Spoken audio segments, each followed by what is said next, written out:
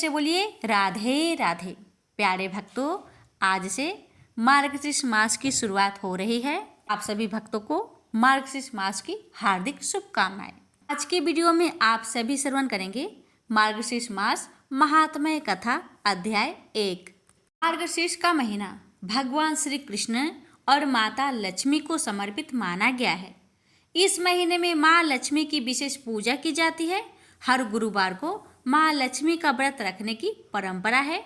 इस दिन दीपदान भी किया जाता है। मार्गशीर्ष महीने में शंख पूजन का विशेष महत्व है।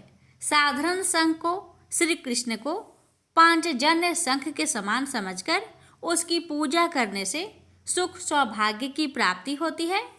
मार्गशीर्ष महीने में सूर्य देव की वरुण नाम से पूजा करने का विधान है।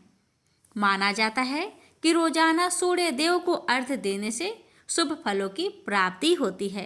मार्गशीर्ष महीने को अगहन, मगसर, मंगशीर जैसे नामों से भी जाना जाता है। इस महीने में मोक्षदा एकादशी का व्रत रखा जाता है। इस महीने में विवाह पंचमी पर्व मनाया जाता है। ऐसा माना जाता है कि त्रेता युग में इस तिथि पर भगवान श्री राम और माता सीता का विवाह हुआ था। इस महीने में गंगा, यमुना जैसी पवित्र नदियों में स्नान करने से रोगों, दोषों और पीड़ाओं से छुटकारा मिलता है।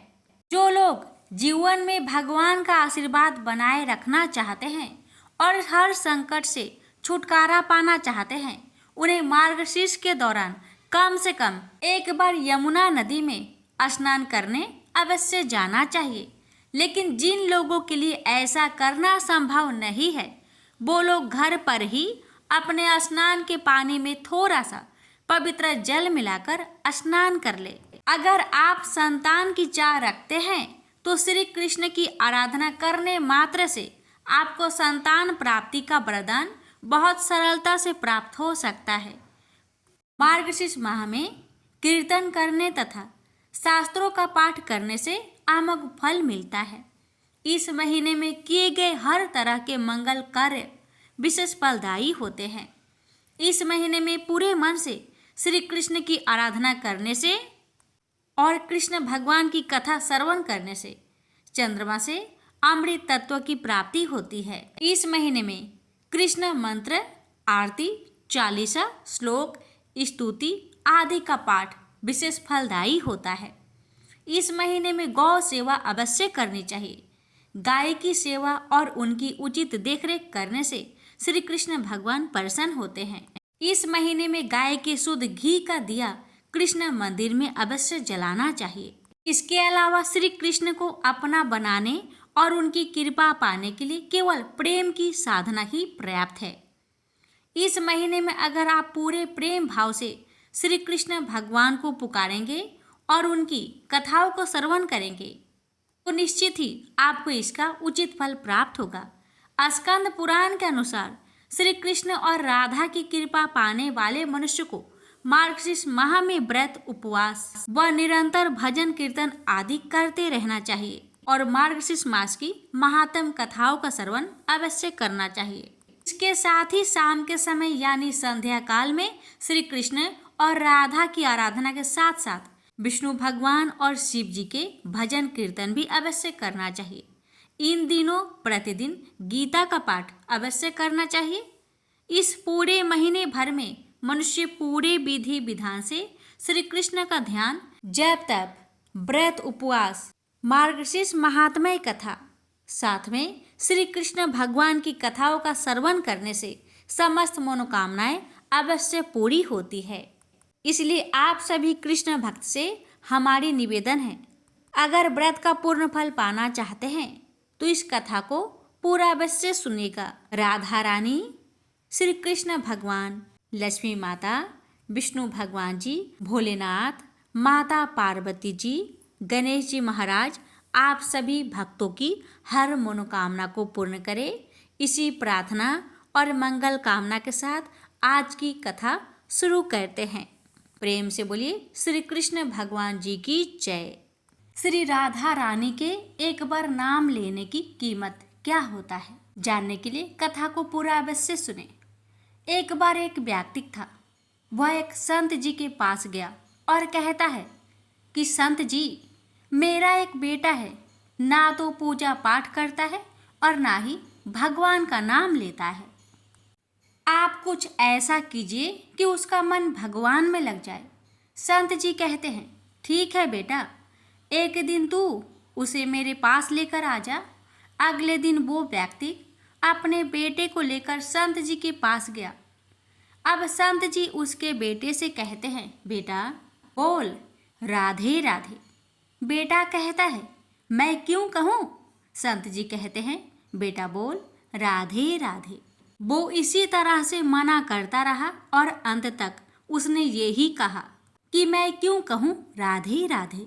संत जी ने कहा, जब तुम मर जाओगे और यमराज के पास जाओगे, तब यमराज तुमसे पूछेंगे कि कभी भगवान का नाम लिया है, कोई अच्छा काम किया है, तब तुम कह देना कि मैंने जीवन में एक बार श्री राधा रानी के नाम को बोला है, बस एक बार। इतना बताकर वह चले गए। समय व्यतीत हुआ और एक दिन वो मर गया। यमराज के पास पहुंचा। यमराज ने पूछा, कभी कोई अच्छा काम किया है? उसने कहा, हाँ महाराज, मैंने जीवन में एक बार श्री राधा रानी के नाम को बोला है, आप उसकी महिमा बताइए। यमराज सोचने लगे कि एक बार नाम की महिमा क्या होगी, इसका तो मुझे भी नहीं पता है। यम बोले, चलो इंद्र के पास, वो ही बताएंगे।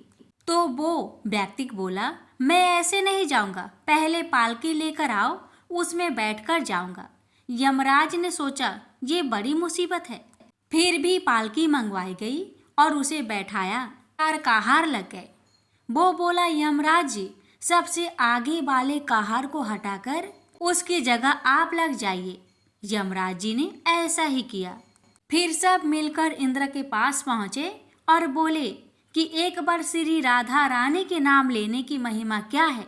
इंद्र बोले, महिमा तो बहुत है, पर क्या है ये मुझे भी नहीं मालूम। बोले कि चलो ब्रह्मा जी को पता होगा, वो ही बताएंगे।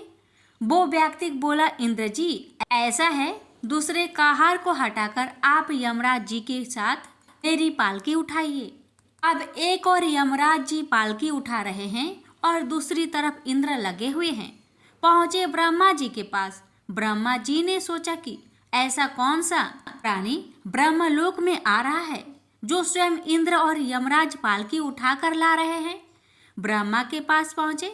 सभी ने पूछा कि एक बार श्री राधा रानी के नाम लेने की महिमा क्या है? ब्रह्मा जी बोले, महिमा तो बहुत है, पर वास्तविकता क्या है कि ये मुझे भी नहीं पता, लेकिन हाँ, भगवान शिव जी को जरूर पता होगा। वो व्यक्ति बोला कि तीसरे कहार को हटाइए और उसकी जगह ब्रह्मा जी आप लग जाइए। अब क्या करते, महिमा तो जाननी थी। अब पालकी की एक और यमराज, दूसरी तरफ इंद्र और पीछे ब्रह्मा जी है। सब मिलकर भगवान शिव के पास गए और भगवान शिव से पूछा कि प्रभु, श्री राधा रानी के नाम की महिमा क्या है? केवल एक बार नाम लेने की महिमा आप कृपा करके बताइए। भगवान शिव बोले कि मुझे भी नहीं पता, लेकिन भगवान विष्णु जी जरूर जानते होंगे। वो व्यक्ति शिव जी से बोला कि अब आप भी पालकी उठाने में लग जाइए। इस प्रकार ब्रह्मा, शिव, यमराज और इंद्र चारों उस व्यक्ति की पालकी उठाने में लग गए और विष्णु जी के लोक पहुंचे। विष्णु जी से पूछा कि एक बार श्री राधा रानी के नाम लेने की महिमा क्या है? विष्णु जी बोले, अरे, जिसकी पालकी को स्वयं मृत्यु के राजा यमराज, स्वर्ग के राजा इंद्र, ब्रह्मलोक के राजा ब्रह्मा और साक्षात भगवान शिव उठा रहे हो, इससे बड़ी महिमा क्या होगी?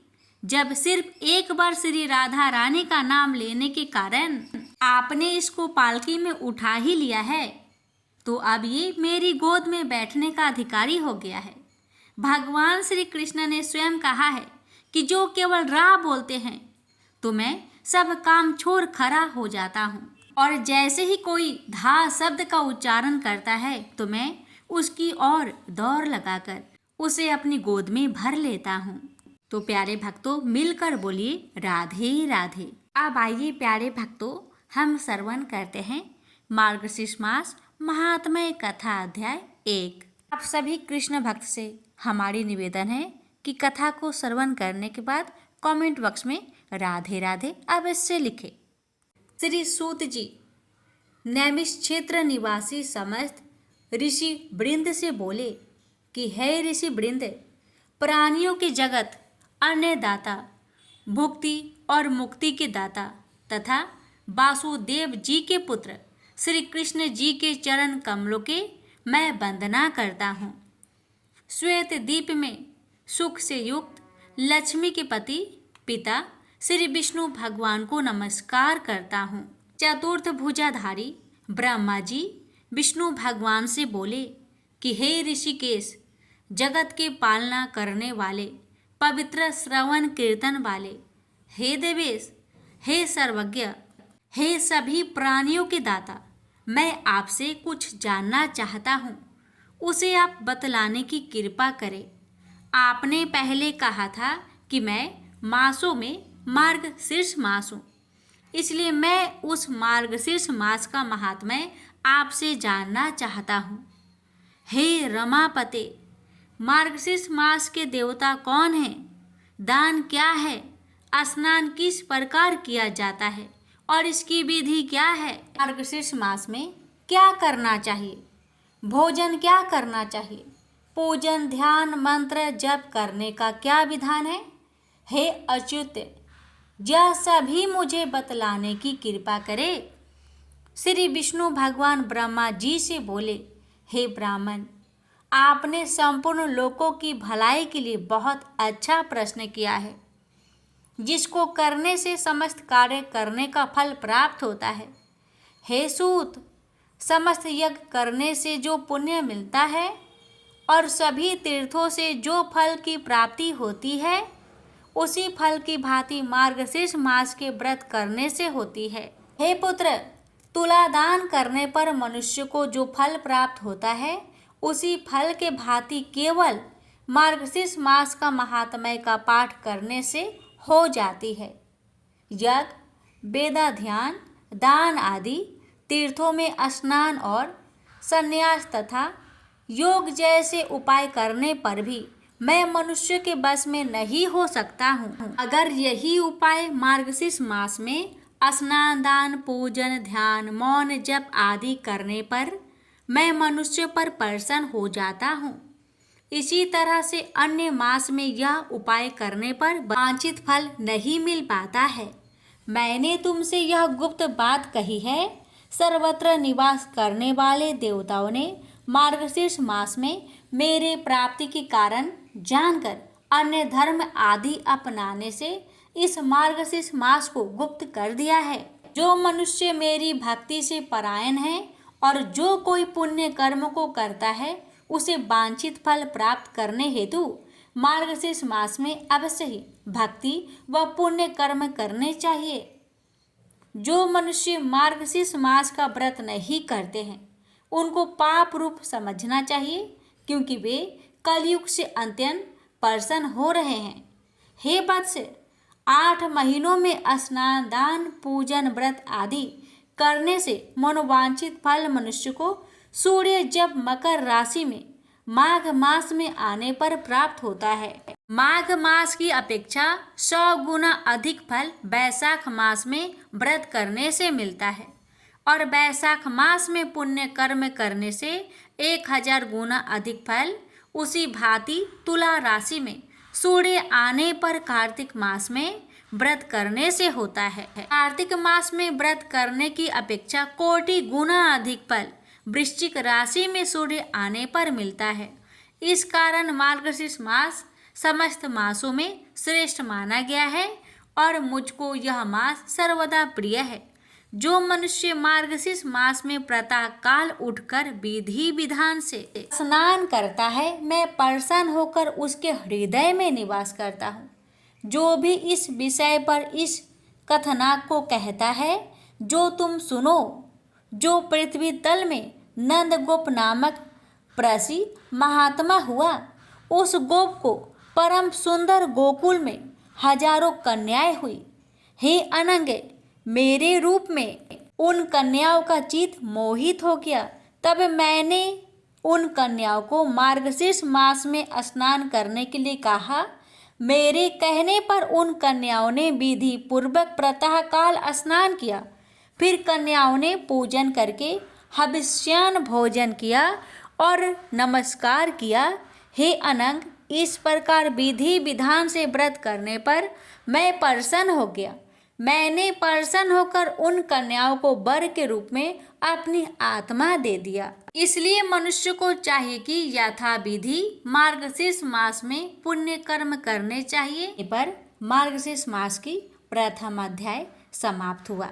अब आगे के अध्याय अगली वीडियो में श्रवण करेंगे। प्रेम से बोलिए राधे राधे। प्यारे भक्तों, अब आइए सुनते हैं गणेश भगवान जी की एक छोटी सी कथा। फिर उसके बाद आप सभी श्रवण करेंगे शनिवार शनि भगवान की व्रत कथा।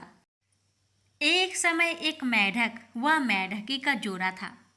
इनमें से मेढकी हमेशा भगवान विनायक यानी गणेश जी की पूजा अर्चना करती थी। उन्हीं का नाम हर समय जपती रहती थी।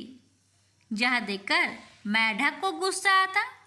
एक बार उसने गुस्से में मेढकी को कहा कि तू पापी है जो हर समय पर पुरुष का नाम लेती है।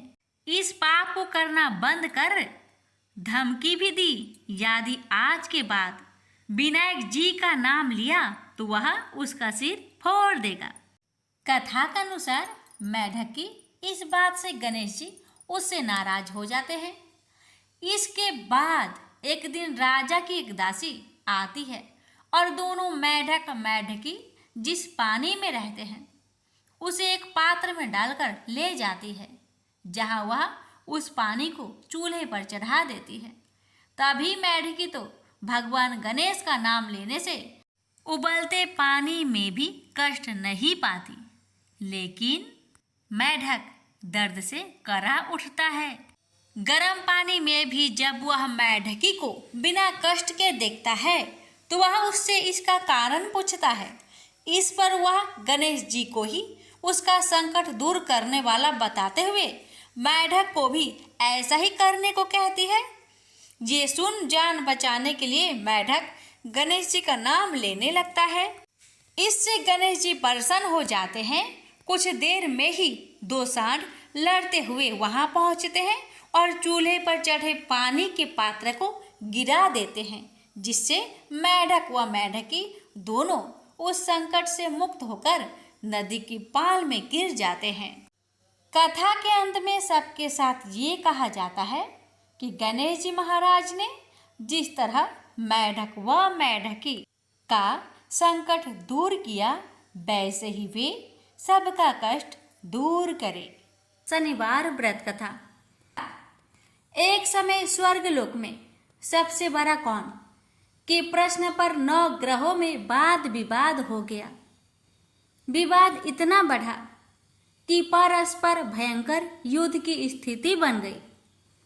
निर्णय के लिए सभी देवता देवराज इंद्र के पास पहुंचे और बोले, हे देवराज, आपको निर्णय करना होगा कि हम में से सबसे बड़ा कौन है।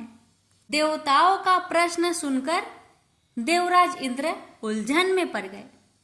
इंद्र बोले, मैं इस प्रश्न का उत्तर देने में असमर्थ हूं। हम सभी पृथ्वी लोक में उज्जैनी नगरी में राजा विक्रमादित्य के पास चलते हैं। देवराज इंद्र सहित सभी ग्रह देवता उज्जैनी नगरी पहुंचे।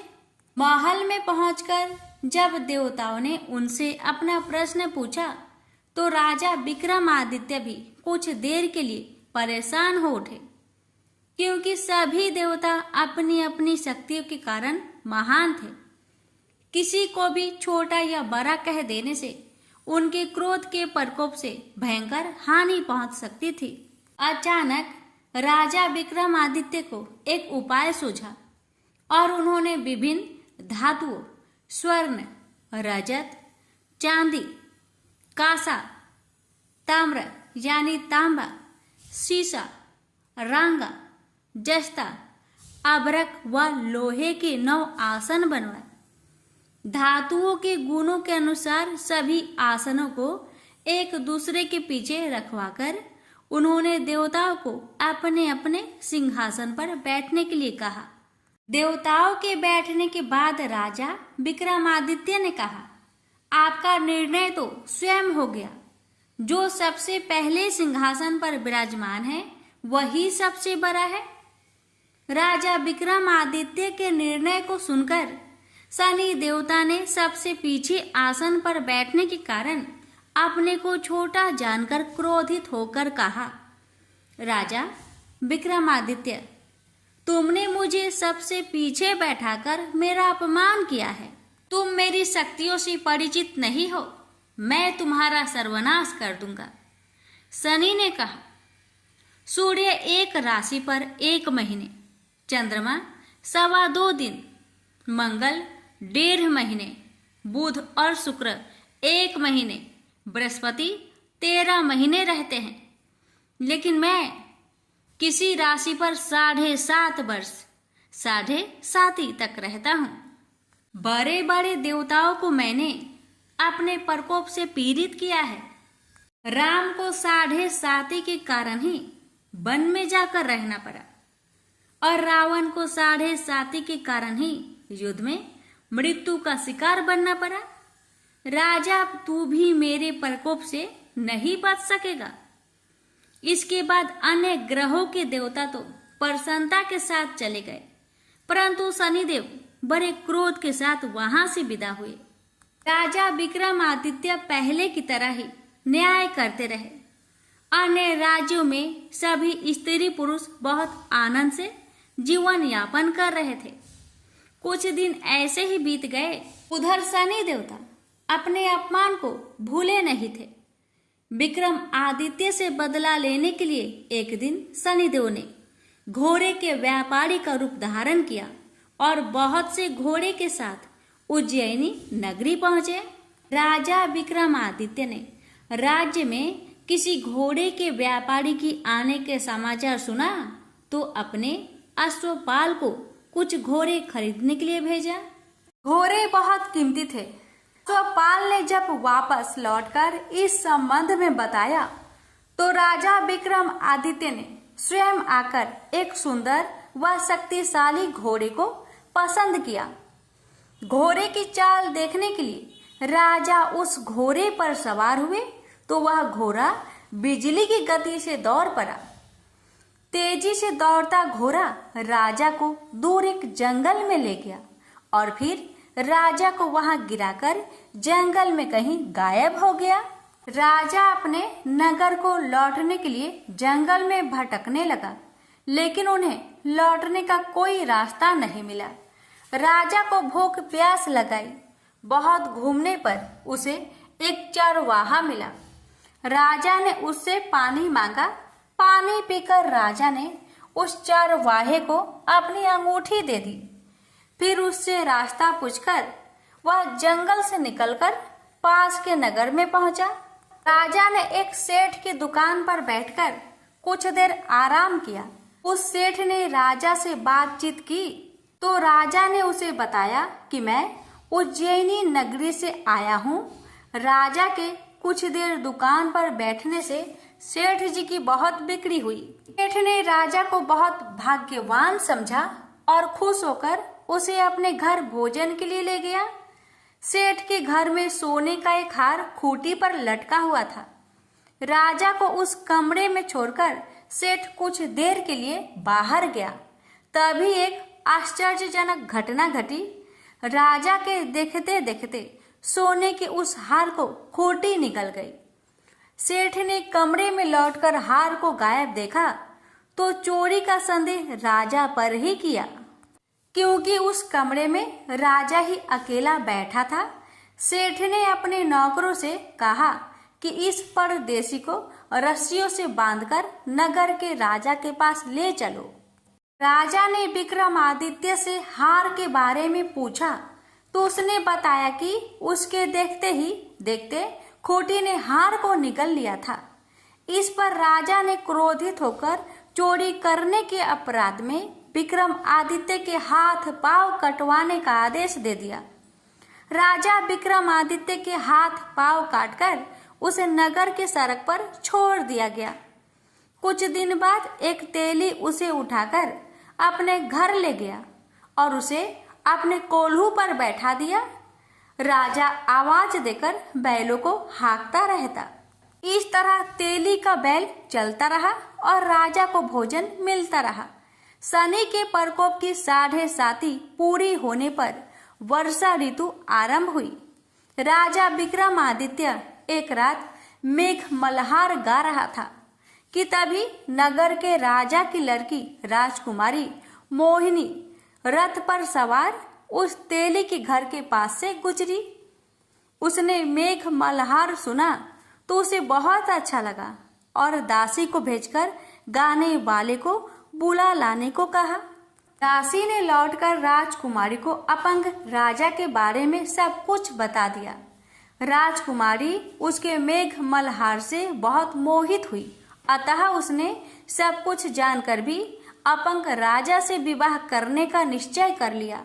राजकुमारी ने अपने माता पिता से जब यह बात कही तो वे हैरान रह गए। रानी ने मोहिनी को समझाया, बेटी तेरे भाग्य में तो किसी राजा की रानी होना लिखा है, फिर तू उस अपंग से विवाह करके अपने पांव पर कुल्हाड़ी क्यों मार रही है। राजकुमारी ने अपनी जिद नहीं छोड़ी। अपनी जिद पूरी करने के लिए उसने भोजन करना छोड़ दिया और प्राण त्याग देने का निश्चय कर लिया। आखिर राजा रानी को विवश होकर अपंग विक्रमादित्य से राजकुमारी का विवाह करना पड़ा। विवाह के बाद राजा विक्रमादित्य और राजकुमारी तेली के घर में रहने लगे। उस रात स्वप्न में शनिदेव ने राजा से कहा, राजा तुमने मेरा प्रकोप देख लिया, मैंने तुम्हें अपने अपमान का दंड दिया है।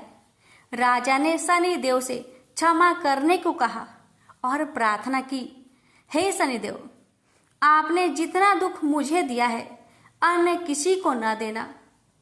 शनिदेव ने कुछ सोचकर कहा, राजा मैं तुम्हारी प्रार्थना स्वीकार करता हूँ। जो कोई स्त्री पुरुष मेरी पूजा करेगा, शनिवार को व्रत करके मेरी व्रत कथा सुनेगा, उस पर मेरी अनुकंपा बनी रहेगी। प्रातः काल राजा विक्रमादित्य की नींद खुली तो अपने हाथ पांव देखकर राजा को बहुत खुशी हुई। उसने मन ही मन शनिदेव को प्रणाम किया। राजकुमारी भी राजा के हाथ पांव सही सलामत देखकर आश्चर्य में डूब गई। राजा विक्रमादित्य ने अपना परिचय देते हुए शनिदेव के प्रकोप की सारी कहानी सुनाई।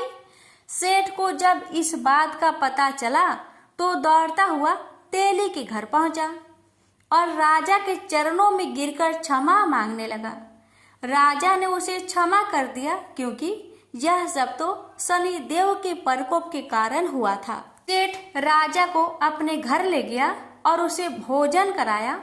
भोजन कराते समय वहां एक आश्चर्यजनक घटना घटी। सबके देखते देखते उस खूंटी ने हार उगल दिया। सेठ जी ने अपनी बेटी का विवाह भी राजा के साथ कर दिया और बहुत से स्वर्ण आभूषण धन आदि देकर राजा को विदा किया। राजा विक्रमादित्य राजकुमारी मोहिनी और सेठ की बेटी के साथ उज्जैनी पहुंचे तो नगर वासियों ने हर्ष से उनका स्वागत किया। अगले दिन राजा विक्रमादित्य ने पूरे राज्य में घोषणा कराई कि शनिदेव सब देवों में सर्वश्रेष्ठ है। प्रत्येक स्त्री पुरुष शनिवार को उनका व्रत करे और व्रत कथा अवश्य सुने। राजा विक्रमादित्य की घोषणा से शनिदेव बहुत प्रसन्न हुए। शनिवार का व्रत करने और व्रत कथा सुनने के कारण सभी लोगों की मनोकामनाएं शनिदेव की अनुकंपा से पूरी होने लगी। सभी लोग आनंद पूर्वक रहने लगे। प्रेम से बोलिए शनि महाराज की जय हो।